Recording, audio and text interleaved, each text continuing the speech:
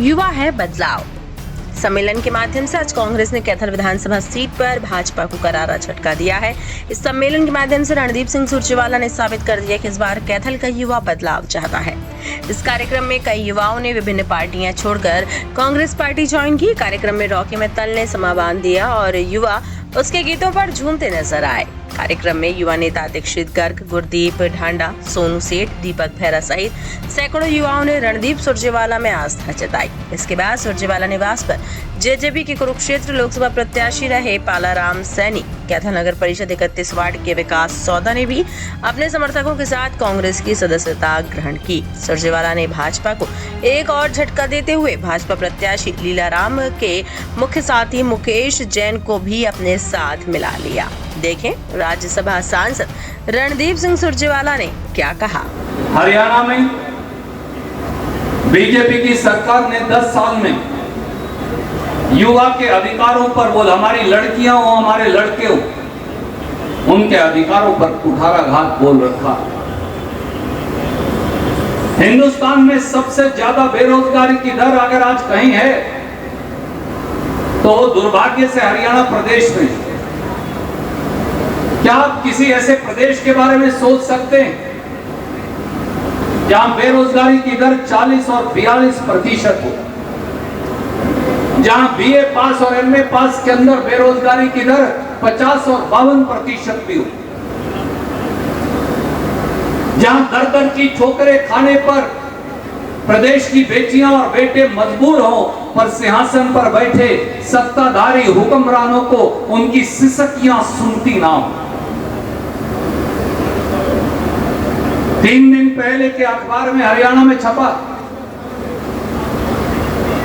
कि सफाई कर्मचारी के पदों के लिए 62 पीएचडी डॉक्टरेट ने अप्लाई किया। मेरे युवा भाइयों, मेरे नौजवान भाइयों, अपने दिल पर हाथ रखिए, श्रीमद् भगवद गीता का ध्यान रखिए और पूछिए जिस प्रांत में सफाई कर्मचारी के पद के लिए पीएचडी मजबूर हो अप्लाई करने के लिए, क्या उस प्रांत की सरकार को, उनके विधायकों और एमपीओ को एक दिन भी सत्ता में बने रहने का अधिकार हो सकता है? कैथल की कोर्ट के अंदर चपरासी की नौकरियां निकली, उसके अंदर लगभग 1000 से अधिक एमए बच्चों ने अप्लाई किया, 400 से अधिक एमबीए बच्चों ने अप्लाई किया, 100 से ज्यादा पीएचडी में अप्लाई किया।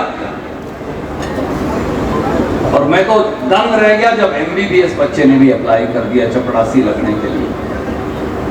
भाऊ जी, अगर हमारे बच्चे जिनको हम MA, BA, BSc, MSc, political science, administration, mathematics, science, हमारी बेटियों को, बेटों को इतने चाव से हम पढ़ाते हैं, डॉक्टरेट, पीएचडी, एमबीए, इंजीनियरिंग, बहुत सारे इंजीनियरिंग के बच्चों ने अप्लाई किया, उसके बाद उनको चपरासी की नौकरी भी नहीं मिलती, तो क्या ऐसे प्रदेश के विधायकों और सरकार को, एमपी और सरकार को एक दिन भी सत्ता में बने रहने का अधिकार है? मैं ये आपके विवेक पर छोड़ता हूँ। कैथल जिले के अंदर कांग्रेस पार्टी को अभूतपूर्व मजबूती आज मिल रही है प्रभु के आशीर्वाद से। आप सब एक ऐसी शख्सियत जिससे आप सब परिचित हैं, कोई ऐसा व्यक्ति नहीं है शहर में जो इनको नहीं जानता है, हर बिरादरी का। भाई पालाराम सैनी जी, 25 साल से हमारी दोस्ती है, हमने लंबा एक दूसरे के साथ काम किया, हम इकट्ठे चलते चलते कहीं बिछड़ गए और हाल में ही 2024 का लोकसभा का चुनाव कुरुक्षेत्र संसदीय क्षेत्र से पालाराम सैनी जी ने जेजेपी से लड़ा और 2019 से हमारे रास्ते अलग हुए थे। तो मैं पालाराम सैनी जी के पास गया और कहा कि भाई सब मतभेद बुलाने पड़ेंगे और दोनों भाइयों को ये सफ़र आगे का राजनीति का इकट्ठे तय करना पड़ेगा। मैं शुक्रगुजार हूँ भाई पालाराम सैनी का भी पर इनके साथ इनके हज़ारों समर्थक भी हैं और उन सारे समर्थकों से इन्होंने कई दिन तक व्यापक राय की, गांव, शहर, इलाके के, कैथल और कुरुक्षेत्र संसदीय क्षेत्र के। और उसके बाद राहुल गांधी जी की नीतियों, खड़गे जी की नीतियों, कांग्रेस की नीतियों और अपने भाई पर विश्वास करके रणदीप पर इन्होंने कांग्रेस पार्टी में शामिल होने का निर्णय किया है। मैं हृदय की गहराइयों से इनका स्वागत भी करता हूं अपने भाई का और शुक्रगुजार भी हूं। इसी कड़ी में हमारे एक नौजवान साथी, उनका हमारा साथ जब वो म्युनिसिपल कमिश्नर नहीं थे लंबे अरसे तक रहा, परंतु जब ये नगर पालिका की प्रक्रिया शुरू हुई तो उसके अंदर हम एक दूसरे से बिछुड़ गए। मेरे छोटे भाई विकास सौदा जी, जो भाई सुरेंद्र रांझा जी के अजीज़ भी हैं, जोगिंदर भाई के अजीज़ भी हैं, भाई सुदीप के अजीज़ भी हैं, पर हमारा राह अलग अलग हो गई। ये बीजेपी में शामिल हो गए थे। हमने फिर दोबारा से बैठकर अपना प्रेम का डोर, जो रिश्ता है, जो अपने छोटे भाई से फिर जोड़ लिया और विकास सौदा जी ने भी कांग्रेस पार्टी में शामिल होकर कांग्रेस की मजबूती के लिए काम करने का निर्णय किया है। हम दोनों के एक और साथी हैं, वो हमने वहीं उनको कार्यक्रम में आज छोड़ आए, भाई मुकेश जैन जी, जो पिछली बार बीजेपी में चले गए थे, 25 साल से उनसे रिश्ता था। आज सुबह उन्होंने भी जैन स्थानक में कार्यक्रम करके, हमारे दूसरे साथी इनके और मेरे दोस्त हैं प्रयागराज बाड़ू, वो तो 2-3 दिन पहले आ गए थे, तो वो उन्होंने भी आज कांग्रेस पार्टी की सदस्यता ग्रहण की है। तो कांग्रेस पार्टी के लिए आज बड़ा सुखद दिन है। मेरे भाई और इस इलाके के नेता कई बार म्युनिसिपल कमिश्नर रहे और भी बहुत सारे पदों पर रहे। मैं उनकी चर्चा इसलिए नहीं करूँगा कि स्थानीय मेरे पत्रकार मित्र वाकिफ़ हैं।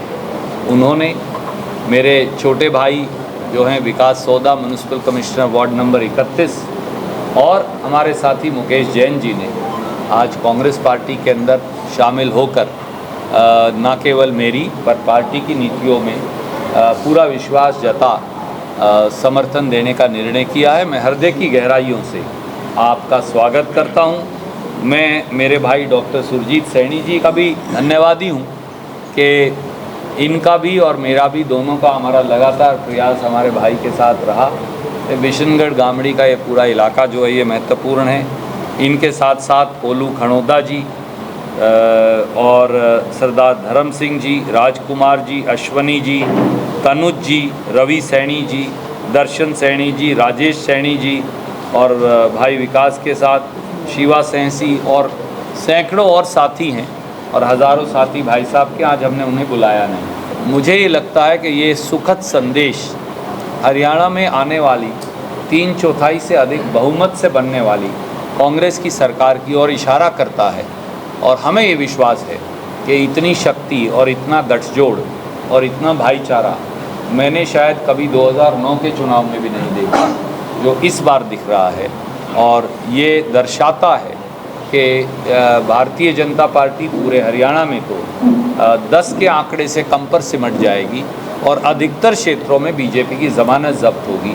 ये लोगों का फैसला है, कांग्रेस का नहीं या हम लोगों का नहीं, क्योंकि वोट की चोट से लोगों ने निर्णय किया है कि भाजपा के अहंकारी शासन, भ्रष्टाचार जनक पार्टी के भ्रष्टाचारी शासन, बिकती हुई नौकरी की मंडी में बच्चों के भविष्य की बोली लगाते हुए भाजपाई शासन, इसका खात्मा और अंत करना है। बीजेपी जो है वो हरियाणा में फूट और टूट, फूट के चलते टूट की कगार पर है। बीजेपी जो है वो ताश के पत्तों की तरह धराशाही हो रही है, इसलिए कि उसकी नींव कभी थी नहीं। उसकी नींव नफ़रत पे टिकी थी। नफ़रत पे टिका हुआ महल कभी खड़ा नहीं रह सकता। जब भी प्रेम की आंधी आएगी तो वो धराशाही हो जाएगा, नफ़रत उड़ जाएगी। यही बीजेपी के साथ हुआ।